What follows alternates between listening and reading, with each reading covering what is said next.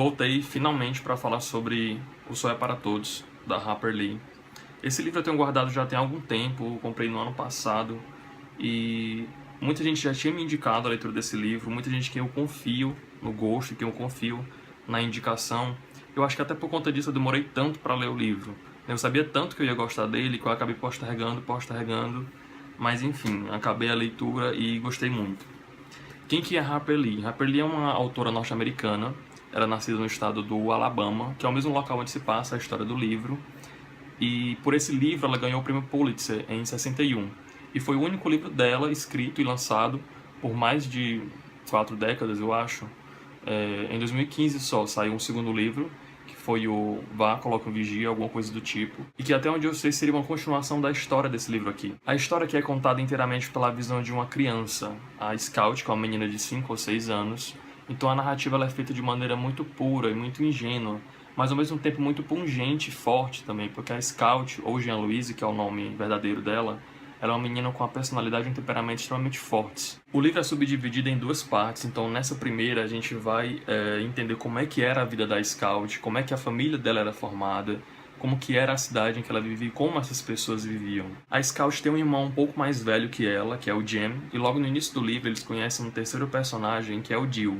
O Dill é o sobrinho de uma vizinha deles, que passa sempre as férias de verão ali, e é a partir das vivências desses 3 personagens juntos que a gente vai conhecer a rotina e a dinâmica de Maycomb, que é a cidade onde se passa a história. É muito importante que a gente saiba que essa é uma história que se passa no início da década de 30, um período que foi muito conturbado economicamente para os Estados Unidos por conta da queda da Bolsa de 29, e também é uma história que se passa no sul do país, que historicamente já é conhecido por ter um agravante maior no que se refere à questão do preconceito racial, e essa é uma das temáticas principais do livro. O texto da Harper Lee ele é bem incrível, você se convence facilmente de que é realmente uma criança que está contando a história, com todas as limitações que ela possui, e até mesmo todo o alcance de imaginação que ela tem. E como essa primeira parte do livro é focada quase que exclusivamente nas vivências e no dia a dia dessas 3 crianças, o texto ele te dá até uma certa nostalgia e saudosismo, porque ele é muito detalhista.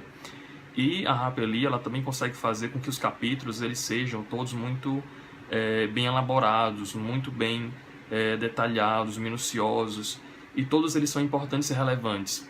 A princípio pelo menos eu tinha essa sensação de que ela estava apenas narrando uma brincadeira simples ali entre 3 crianças, mas no final ela sempre dava uma explicação, ou então um gancho maior para o que vinha a acontecer mais para frente. E é tudo muito bem dosado, porque mesmo tendo esse caráter de ingenuidade, né, por conta da aura infantil ali tá bem firme, bem presente, a Harper Lee ela consegue inserir pontos de crítica social muito forte, ou alguma centelha que desperta aquela discussão. Um personagem que é muito rico, que é muito importante, mesmo aparecendo poucas vezes na história, é o Bull Radley.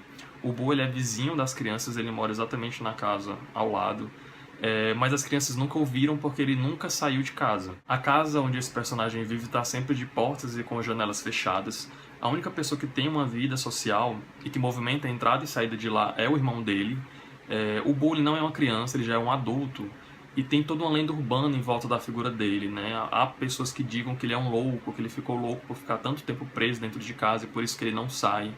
E há quem diga também que ele sai durante a madrugada para circular pela vizinhança, e isso aumenta e aguça ainda mais o interesse das crianças por ele. A Scout e o irmão eles são órfãos de mãe, então eles moram apenas com o pai e com a empregada, a Calpurnia.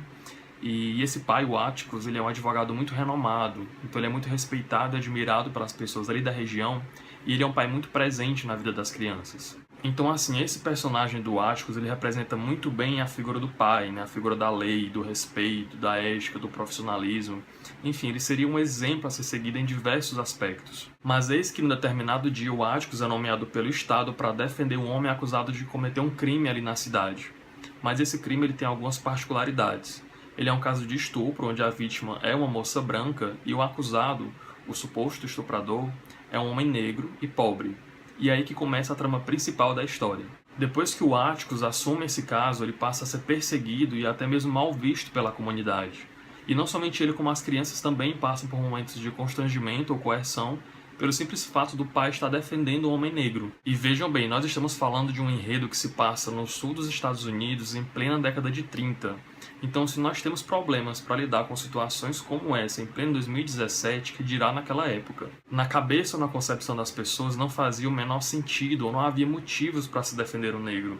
independente da natureza do ocorrido, se o envolvido era um negro, ele teria mais era que ser punido e penalizado pelo que supostamente ele teria feito. E dar chances ou oportunidade para que pessoas nessas condições fossem defendidas era não só uma perda de tempo, como uma afronta para a imagem das pessoas de bem ali da cidade. O Atticus, então, se vê no impasse, porque ele não só é obrigado a defender aquele acusado, como ele também acredita na inocência dele.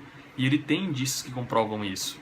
Mas a força e o impacto que aquela massa exerce sobre ele, né, aquela coerção é tão grande, que ele acaba se vendo de mãos atadas, e isso acaba gerando um incômodo e desconforto muito grande nele e nas crianças. O livro vai compreender um período de, salvo me engano, 3 anos, desde a apresentação inicial dos personagens até o julgamento final do acusado. Então a gente consegue acompanhar não só o desenrolar jurídico daquela situação, como o próprio desenvolvimento das personagens enquanto pessoas e delas com aquela situação, que afeta direto ou indiretamente a todos. Esse é um texto que vai tratar não só de preconceito racial, ele vai falar também do preconceito diante do desconhecido, do não sabido, das suposições e verdades que as pessoas criam para si próprias e acabam tendo aquilo tomando como algo eterno e imutável. Ele vai falar também do amadurecimento, do desenvolvimento pessoal, né, dessa mudança, dessa transição da ingenuidade, da pureza da criança para uma realidade tão forte e crua, né, que é inerente do ser humano, do processo de crescer, de se tornar uma pessoa e das adversidades advindas disso. Esse é um livro com um final bem trágico, até mesmo um pouco desesperançoso, mas mesmo assim ele consegue trazer um sentimento, uma mensagem muito forte de justiça, que por mais que você tente omiti-la, manipulá-la ou negá-la, uma hora ela vai se sobressair, ela vai ser alcançada de uma forma ou de outra. É todo um processo de transformação. Enquanto as personagens mudam, o cenário também se modifica. E o desespero diante de certas situações acometidas pelo homem acaba se moldando em esperança. Eu acho que essa seria a principal mensagem do livro. Então fica aí a dica de um clássico da literatura norte-americana. Se você gostou do vídeo, não esquece de dar uma avaliada. Me segue nas redes sociais que estão aqui embaixo. Faz algum comentário se você quiser. Obrigado por ter assistido e até mais.